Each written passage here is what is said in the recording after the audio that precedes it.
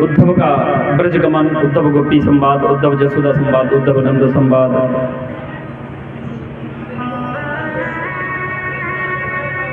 उसके साथ साथ आप लोग भगवान श्री कृष्ण और माता रुक्मिणी के विवाह का झांकी के द्वारा दर्शन किए। आचार्य श्री सुखदेव कहते राजन,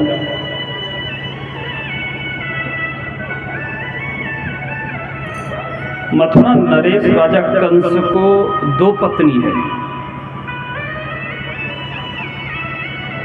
2 पत्नी। एक पत्नी का नाम है अस्ति और एक का नाम है प्राप्ति। अस्ति का अर्थ होता है, अस्थि माने है और प्राप्ति माने होगा।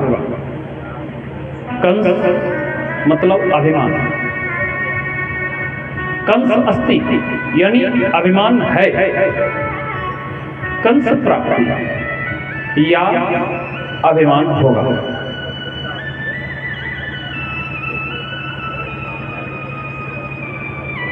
और मनुष्य का सबसे बड़ा पतन का कारण ही अभिमान है।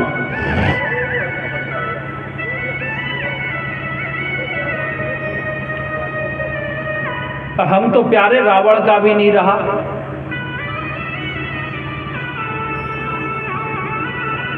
अहम रावण का भी नहीं रहा। हमारी आपकी तो औकात ही क्या है। अरे अहम करना है तो अपने इष्ट देव के ऊपर में करो, अहम करना है तो अपने परमात्मा के ऊपर करो, अहम करना है तो अपने हिंदुत्व पर करो कि हम हिंदू हैं।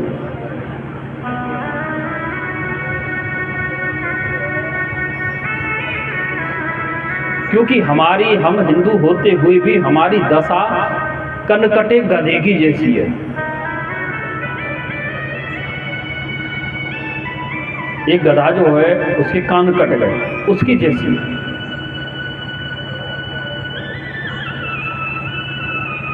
एक सिंह था, ध्यान देना, सिंह, उसके पास एक लोमड़ी थी। लोमड़ी को बोला, लोमड़ी बोले हाँ महाराज, मेरे लिए भोजन की व्यवस्था करो। तो ठीक है। लोमड़ी जंगल में घूमना प्रारंभ किया तो लोमड़ी को एक गधा दिखाई दिया। लोमड़ी बोली, अरे गधेराज आप, अरे आपको सिंह बुला रहे, शेर बुला रहा है, जंगल नरेश, और वो आपको जंगल का राजा बना करके अपने आप में वैराग धारण करना चाहता है। बोले सच कह रही है तू? बोले हाँ मैं सच कह रही हूं। लोमड़ी के साथ गधा महाराज चल दिया। जब गधा महाराज सिंह के पास पहुंचे, सिंह को लग रही भूख, ध्यान देना, सिंह ने मारा झपट्टा तो गधे की गर्दन सिंह के मुख में नहीं आई, उसका कान आ गया। सिंह ने उसके कान को ही काट लिया। इतनी देर में गधा भाग गया वहां से। ठीक।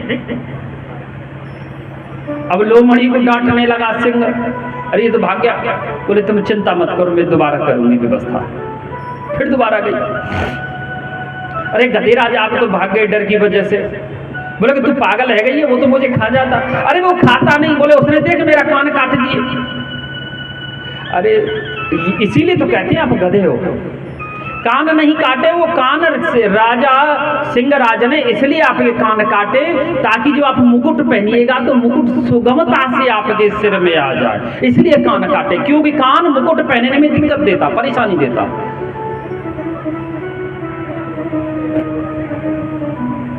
बोले हाँ बात तो तू सही कह रही है, चल दोबारा। अब दोबारा चल दिया गधा सिंह के पास। सिंह ने मारा फिर झपट्टा।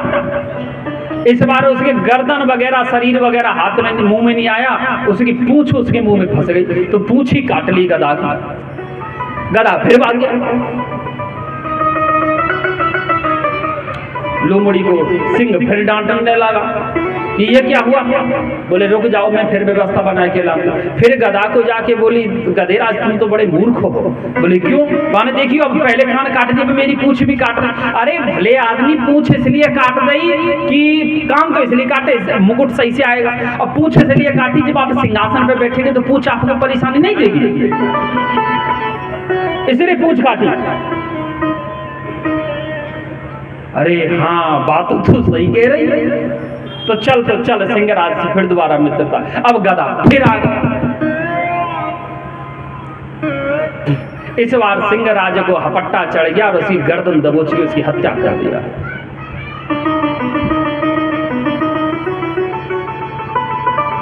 हत्या कर दिया।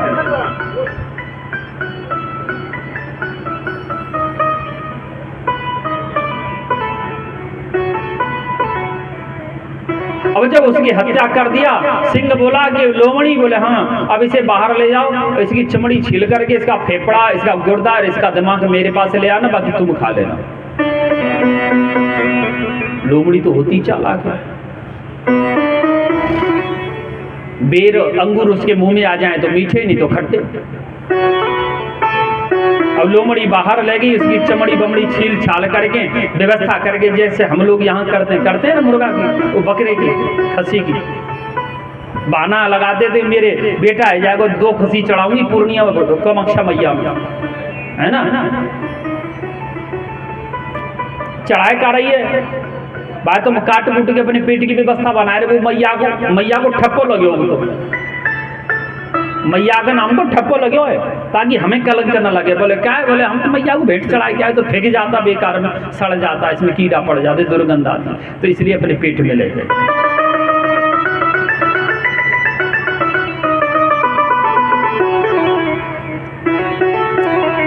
अब साहब उसका दिमाग लोमड़ी ने खा लिया, फेफड़े और गुर्दा लेकर के उसके पास आ गई, सिंह के पास। बोला कि मूर्ख लोमड़ी, इसका दिमाग कहाँ है? बोले महाराज तुम भी बड़े मूर्ख हो। बोले क्यों? और जब इसके पास दिमाग होता है, एक बार कान कटवा ली, एक बार पूंछ कटवा ली, फिर भी आपके पास आता मरने के लिए। अगर दिमाग ही होता तो इसके पास, इसलिए तो इसको कहते हैं कन कटा गधा। वही हमारी है, हमारी स्थिति वही है। 1000 वर्षों से हम गुलामी करते आ रहे हैं, लेकिन फिर भी हमको हमारे धर्म की आड़ में लेकर के हमको फिर भी कनकटा गदाई बना दिया जाता है, फिर भी अपने धर्म को नहीं पहचान पा रहे, एक दूसरे पे कटाक्ष करने पे तुले हुए। एक महाराज जी और आ गए नए यूट्यूब पे, वो भगवा कलर के कपड़ा पहने, अपने आप को आर्य समाजी बताते, विवेकानंद स्वामी जी का शिष्य बताते। आज हम सुन रहे थे उनको, उन्होंने कहा हनुमान जी बंदर थे, हनुमान जी ये थे, हनुमान जी बंदर थे तो झंडा को फाड़ा क्यों नहीं, उन्हें झंडा क्यों लगाया? अबे दुष्ट, पहले शास्त्रों को पढ़ो, उसके बाद तो किसी को प्रवचन करना।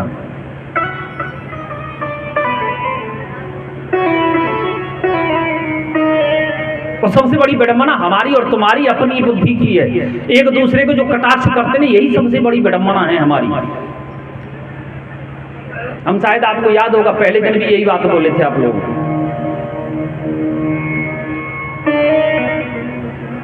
अरे तुलसीदास महाराज कहाँ गलत लिखे हैं, कहाँ गलत लिखे? वेद व्यास कहाँ गलत लिखे? जो हमारे शास्त्र पुराण लिखे गए कहाँ गलत है क्या ये? तुलसीदास महाराज जी लिखे कि हरि व्यापक सर्वत्र समान, प्रेम से प्रकट हो ही में ही जाना। एक चौपाई लिखे, एक चौपाई लिखे, सिया राम में सब जग जाना, करहु प्रणाम जोर जुग पाए। हमारी आदत तो एक दूसरे पे वो करवे की है ना, कटाक्ष। ए हो, ये तो भोले बाबा का शिष्य छिका है, हमारा धर्म से थोड़ी छिका है, होता है क्या? अरे आप महादेव है या आप राधा कृष्ण हैं, आप सीताराम हैं या आप गुरु है, अरे जो है धर्म से जुड़े रहो, कल्याण हो जाएगा। कभी भी अपने की प्रशंसा मत करो और दूसरे की कटाक्ष मत करो। अगर आपको अपना विनाश करना है ना, तो अच्छे आदमी की प्रशंसा करना प्रारंभ कर दो और बुरे आदमी की चुगली करना प्रारंभ कर दो, बुराई करना प्रारंभ कर दो। मैं आपको गारंटी देता हूं 1 साल में आपका विनाश हो जाएगा, निश्चित नाश हो जाएगा। अरे मैं तो बुरा हूं, मैं तो बुरा हूं, आप मेरी बुराई करके मेरा पाप अपने सिर क्यों लाद रहे हो भैया?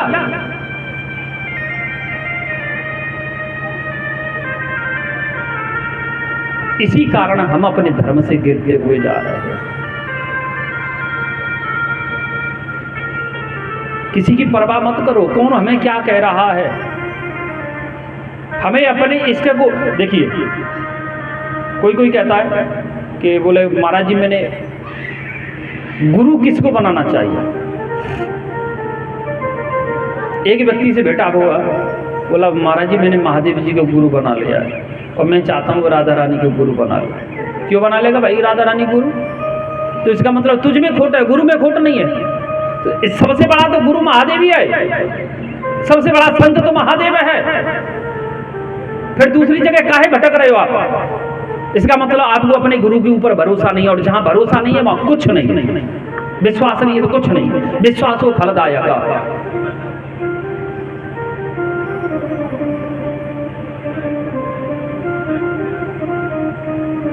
आप वृंदावन में चले जाना, आपको सिर्फ राधा कृष्ण के सिवाय वहां कुछ नहीं मिलेगा। न कोई शिव पार्वती मिलेंगे, न कोई सीताराम मिलेंगे, कोई राधे से ये तुम्हारे हनुमान जी मिलेंगे, ना कुछ मिलेगा, सिर्फ राधा कृष्ण मिलेगा। लेकिन हमको ये भी तो अधिकार नहीं है हम किसी के शिव पार्वती की बुराई करें या कटाक्ष करें, या किसी के सीताराम जी कटाक्ष करें। अरे सब है। अगर उसी राधा कृष्ण के हम राधा कृष्ण को मानते आकर के यहाँ शिव जी के अंदर भी अगर राधा कृष्ण की छवि देखें तो हमको दिखाई दे जाएगी। और सीता मैया माता रुक्मिणी ने भी तो मूर्ति में, प्रतिमा में, सामने मूर्ति जो खड़ी थी, प्रतिमा जो खड़ी थी, वो कात्यायनी मैया, गौरी मैया की खड़ी थी, लेकिन सीता मैया को राम जी दिखाई दे रहा है उसमें।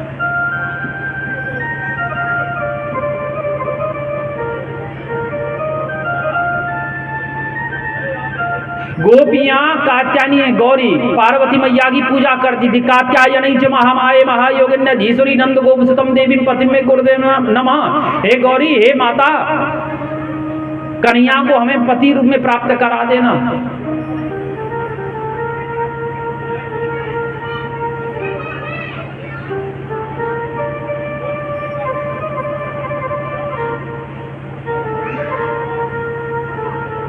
अभिमान को त्याग दो। संसार का भैया कहने का ही अधिकार है, कहने का कर्म है उसका।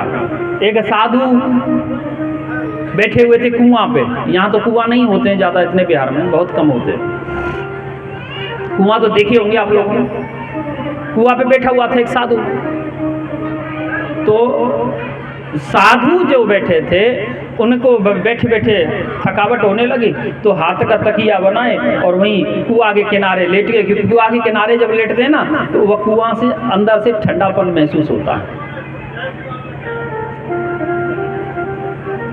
2 3 4 मैया पानी भरवे आई। एक मैया बोली देख, अरे बहन देख, बाबा जी है गयो लेकिन मोह ना गयो याको। बोले कैसे? बोले देख, तकिया की आवश्यकता है, लालच मोह है, तकिया जरूर चाहिए। हाथ कोई तकिया बना लियो वैसा ना है तो। अब साधु ने बेचारे ने हाथ ने खा लिया। दूसरी बोली देख ले, साधु है वो लेकिन क्रोध ना गयो, हमने तकिया की बात का कह दी, बंद हाथ निकाल लियो ऐठ के मारे, गुस्सा के मारे। साधु बेचारे उठ के बैठी के आंख बंद कर ली। बोले देख कितना ढोंग दिखा रहे हो, आंख बंद करके भजन करवे को। आखिरकार साधु उठ के चले गए। बोले देख कैसो जा रहा हूँ, ऐठ के मारे पेट में जा रहा हूँ, ने को लिहाज ना है, दिखावो कर रो। नहीं, उसका तो कहने का कर्म है। भैया हम लगे रहो किनारे से प्यारे, कभी तो बाहर आएगी।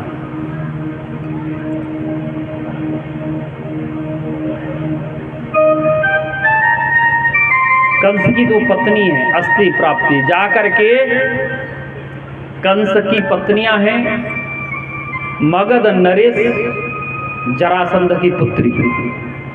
युवक जो बैठे हैं यहाँ उनसे पूछेंगे मगध किसको कहा जाता है बेटा, कोई बताएगा? मगध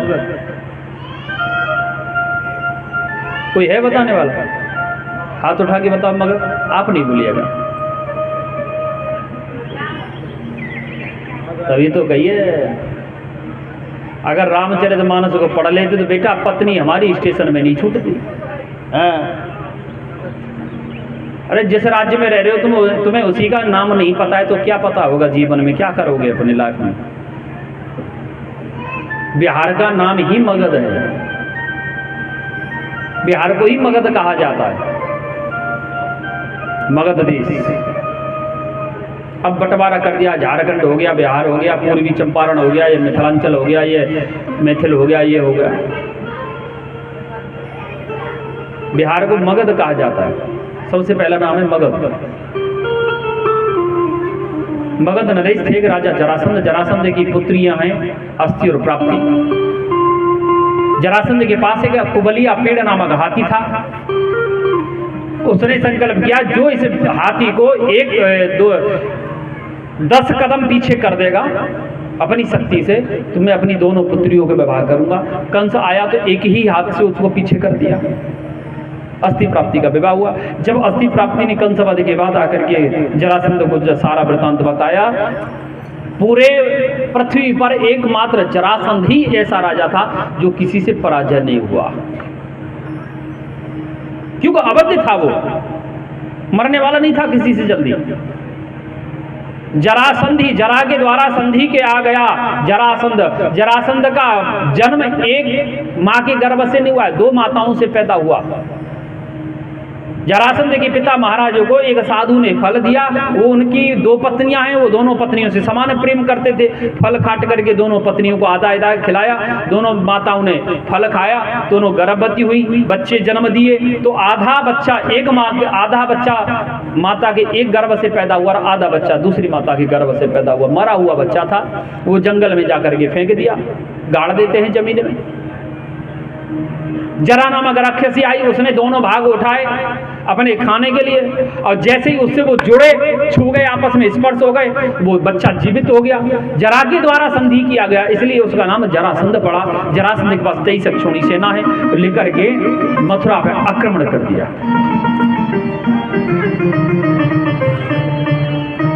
1, 2, 4, 10 बार आक्रमण नहीं किया। जरासंध ऐसा नहीं था, हारने वाला नहीं था। कहते ना मर जाइए पट्टरिए नहीं। जरासंध 17 बार आक्रमण किया।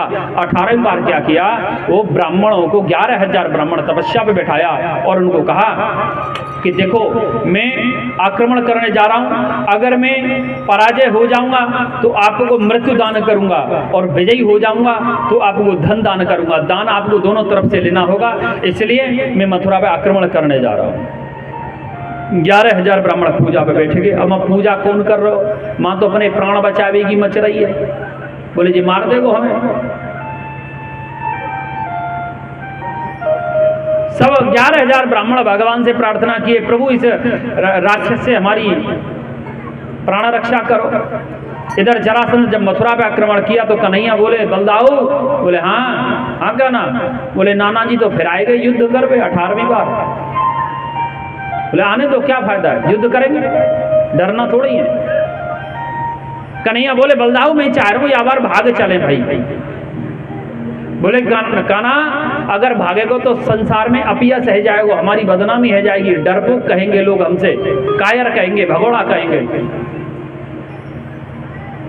कन्हैया बोले तो बलदाऊ मैं ये भी तो नहीं चाहता कि मेरे कारण, क्योंकि जरासंध मुझसे विजयी होगा नहीं और मैं इसको मारूंगा नहीं, ये बार बार आक्रमण करेगा, और मैं ये भी तो नहीं चाहता कि मेरे कारण 11,000 ब्राह्मणों की हत्या हो जाए।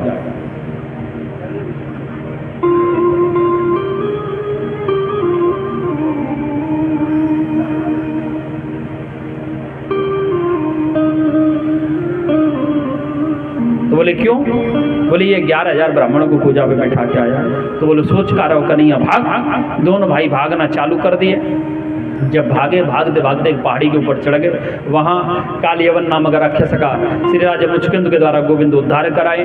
उसके बाद पहाड़ी के चारों तरफ जरासंध आग लगा दिया।